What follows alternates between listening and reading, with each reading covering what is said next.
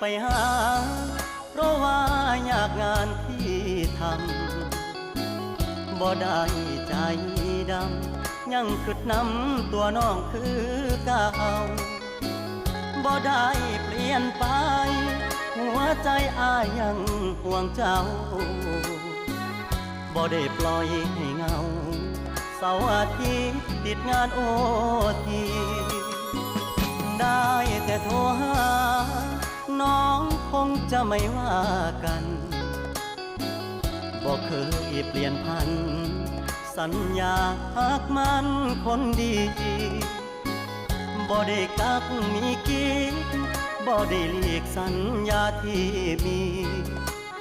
ย้อนงานยุ่งอีหลีคนดีอย่าเครียดอายเด้อขอหาสุมือเจ้ามาคือน้อยใจเฮ็ดหยังหยุดงานวันวางจะเดินทางเพื่อไปพบเจออย่ามาสงสัยว่าอายมีใครแทนเธอ